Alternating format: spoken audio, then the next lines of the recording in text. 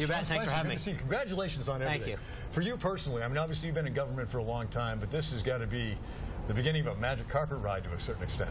It is. You know, I grew up in New England. I'm a Rhode Islander by background. And when you grow up in a small state, whether it's New Hampshire or Rhode Island, you dream big, you look at things and you go, how did someone get there? And to think that I've got the honor of serving in this position is really a big deal for a small town boy and a small state guy.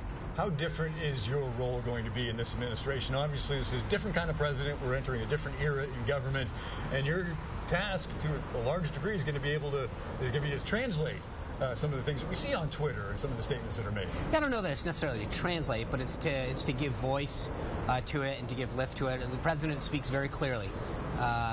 He knows what he wants to say. He has a direct channel to the American people. Our job is to make sure that we can continue to filter that, get it out to different outlets. But he is very unique in how he's able to have that direct line of communication with the American people. Yeah, I mean, he's taking a lot of heat for, going on Twitter and saying certain things, but the funny thing is when he does that, he gets results. And that's what people keep forgetting is they're talking about the medium. He gets Twitter, he uses Twitter, and he gets how dare he? And if you think back to the 60s with Kennedy, I mean, there was different sort of mediums that people went to back then. He's at the forefront of a new way of communicating and getting results. But in each case, whether it was the carrier case or some of the foreign policy of what he's been doing, he's been getting results. And was that a lesson that was learned fundamentally this week when the House Republicans, basically gutting the Ethics Committee, the President-elect, let his position be known very quickly via Twitter, and it gets pulled. Yeah. And I think that's the power of the movement that's behind him. The reason that he won is he embodied the change that people have been talking about for a long time. And I think members of Congress, House and Senate, recognize that people spoke very forcefully and came out, not just to vote, but put yard signs out, volunteered, because they backed and believed in that movement. And so members understand when he comes out and says something, they better be ready to defend their position, because there's going to be a lot of interested people that he's speaking to. Sure. You've been asked repeatedly about the allegations of Russian involvement, Russian hacking in our elections, and your response has been, look, let's wait for the intelligence community to finish their report, and then we can disseminate that information, which is a pretty novel idea. In my opinion, that's a perfectly reasonable response. Are we losing in this whole debate over who done it?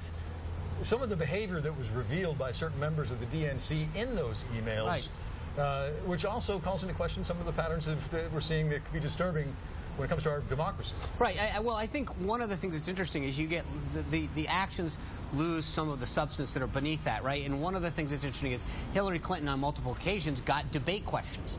You want to talk about influencing an election. I mean, this is somebody who's cohorting with media organizations to hand out someone not just the answer or the question, but the proposed answer. And that got lost in the shuffle here. I don't think hacking is right or any attempt to undermine our election system. But I think sometimes we forget some of the underlying activities. You had a chief of her campaign, John Podesta, calling her and calling some of the campaign members very, very inappropriate things. That got lost in the discussion. Obviously, very soon we'll be taking a look at the Affordable Care Act. The President has pledged we're going to be repealing this day one or shortly thereafter. Fair question a lot of people are asking. Yeah. Millions of people are on these rolls, including thousands in New Hampshire. Do you expect there will be some sort of safety net? Oh, absolutely. Look, we're not going to repeal. Look, the replacement piece of that equation is important. We understand that health care is crucial to every American. You can't just take something away without ensuring that they've got that. But what Obamacare has done is it's done exactly the opposite of everything. It's not the Affordable Care Act. Access was limited. People lost their plans, lost their doctors. That was promised to them. And in fact, instead of being affordable, premiums have skyrocketed.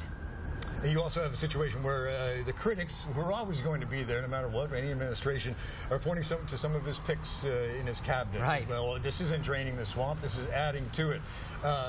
From your view of things, is he picking the type of people that will know how to hit the ground running more than academics? This is probably the most qualified cabinet that we've seen in modern history. When you look at the talent that exists, and you take a guy like Rex Tillerson.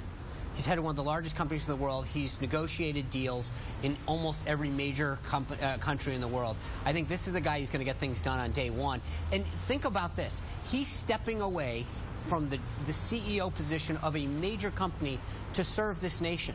I mean, this isn't a guy he's been successful and he wants to give back.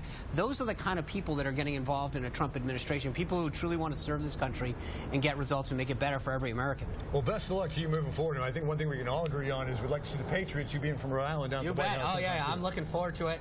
It's going to be a good playoff, and they're #1 seed headed in, home field advantage. You couldn't ask for anything better. You're staying into it. Good to see you. Thanks very much.